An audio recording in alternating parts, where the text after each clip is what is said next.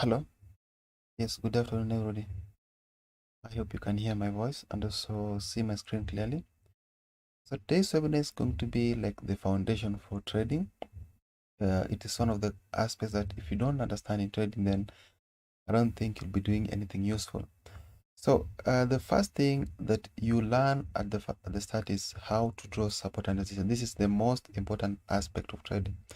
So other than understanding maybe the candlesticks and the indicators, the most important aspect which you must learn is how to draw support and resistance levels the correct way.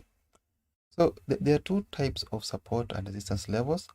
We do have the horizontal support and resistance levels, and then you also have the diagonal support and resistance levels, which means that there are two. We have those that are horizontal in nature, where you draw a horizontal line, and then you have those that are diagonal, like the one which I have now. Those are the two types of support and resistance levels. So basically, I'd like to major on the horizontal ones because these are the most known, these are the most used. If we start talking about the diagonal ones, then there are several ways to define this that we may not truly understand exactly how to draw them. So everybody have their own ways of drawing the diagonal one, but uniformly there are many people who agree on the same way of drawing the support and resistance the horizontal way. So the first thing you want to do is to any good level must have been used previously for an opposite purpose. What does that mean? Any good level must have been used previously for an opposite purpose, which means if you are using a level for a buy before, that level must have been used previously for a sell. What this means is this: if a level right now is a support, that level must have been used previously as a resistance for it to be considered as a strong level. Like we do have this. Look at these levels here. Just a second. We do have a resistance level here. This one here. So when you draw it like this, you can see that the price came from this point, went straight to the upper side. It went upwards up to this level here, came back down, then it came back again the second time, consolidated around this level, could not break beyond it, and then it went straight to the lower side. So this becomes a resistance level. This is known as a very good resistance level.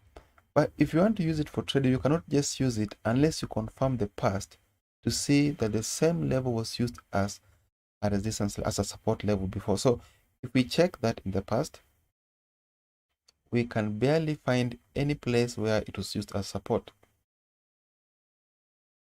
We can't find anyone.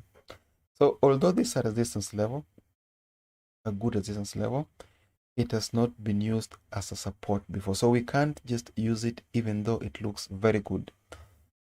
We do have another level here. This is a resistance level.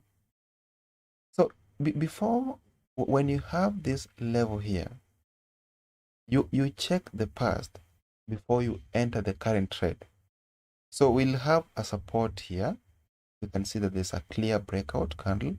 The price continued down, came back up, and even touched this point, and then rebounded from that level. So this became the correct place to sell from.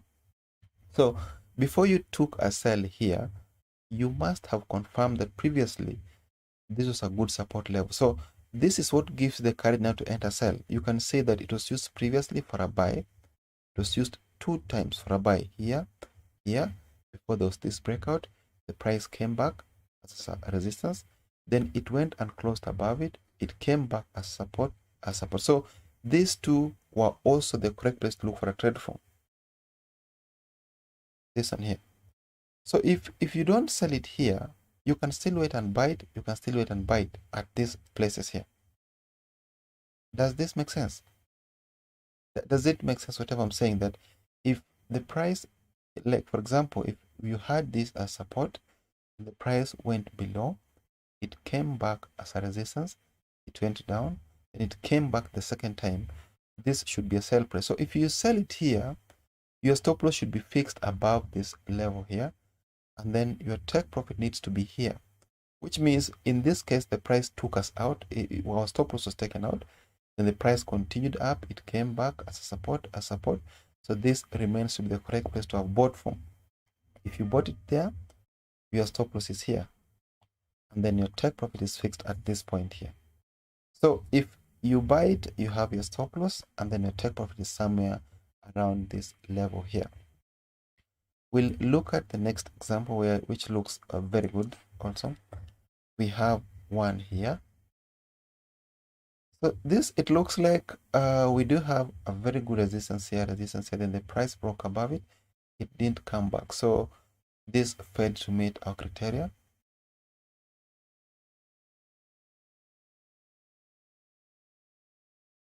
We have this one. This is like some support, a resistance here. There is a break, there's a continuation up, the price came back as support. So if this happens, if the price breaks above a level, then it comes back again to the same place, then this should be the correct place to buy from.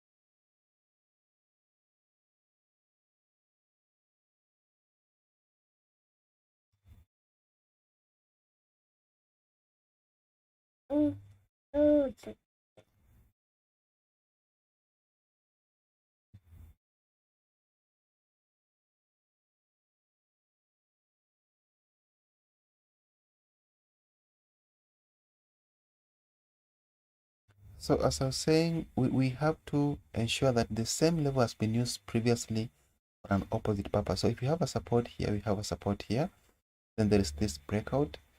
We want to see price consolidate above this level, then come back straight to the same place to give us the correct place to look for a buy from. So technically, this could have been the correct place to buy from. If you are on this chart, then this should have been the correct place you want to buy from.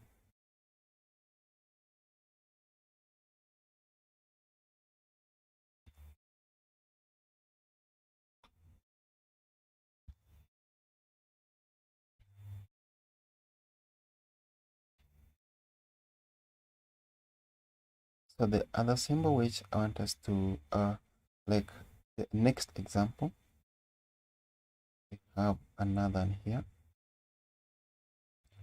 So look at how nicely this was used as support previously. We had some support here. The price went up, it came back down, broke below this level, continued slightly to the lower side, then it came back, touched the same point, and then headed straight to the lower side. So if you are looking at this chart when this was happening, then you could have known that this was the correct place to sell from. You should have seen this as the correct place to sell from. So we have a support, there is a break below, there is a pullback. This was the correct place to sell from. If you didn't sell it there, you can see that it still gave you the correct opportunity to sell somewhere around this point here. Does it make sense? So the examples which I've been giving so far are examples where we are looking at cases where the same level has been used previously as support or has been used as a resistance, and currently they are used for an opposite purpose.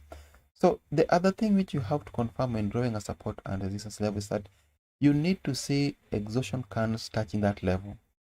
So it's not only a matter of just drawing a line and having price break below or above it.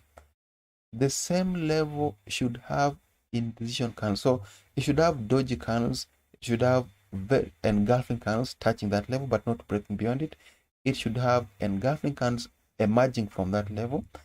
Like if you have a level like this, within that range, there should be several indecision candles.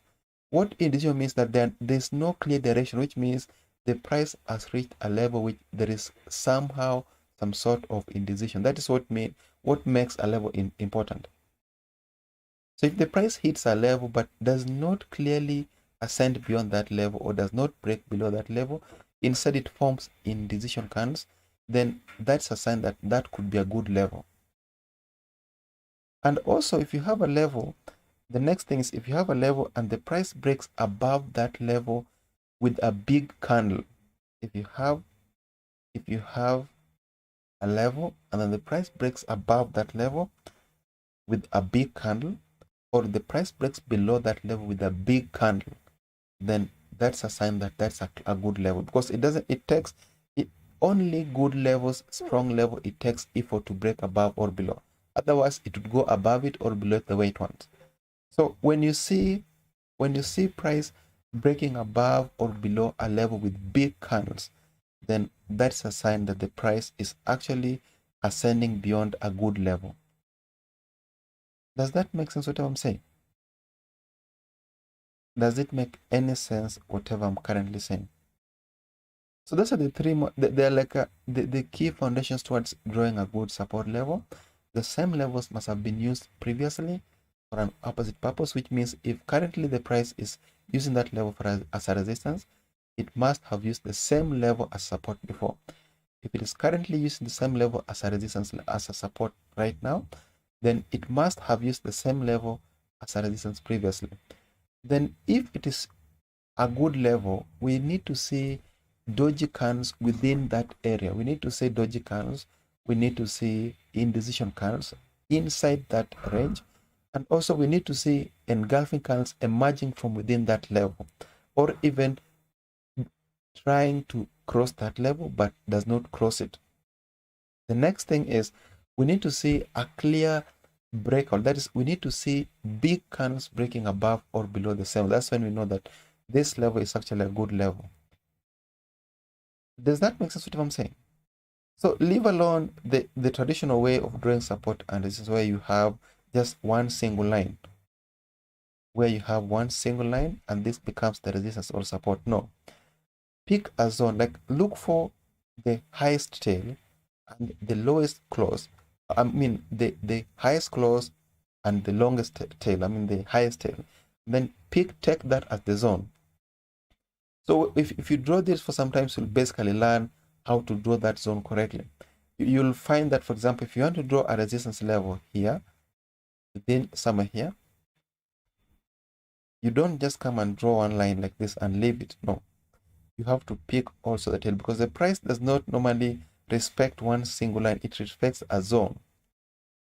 If the price comes to this point, it does not normally end here. It enters into some range and then remains within it. Does this make sense? There's another example here. This is like a support previously. Here we have a support, there's a breakout, there's a pullback. So this is the correct place to sell from. So that should bring us to the end of today's webinar. It has been a brief one, but I hope you understand whatever I'm saying. In brief, this is what I meant. Other than just drawing support and resistance using just one line, embrace the idea of drawing them in zones. That is, you don't just draw one line, pick a zone.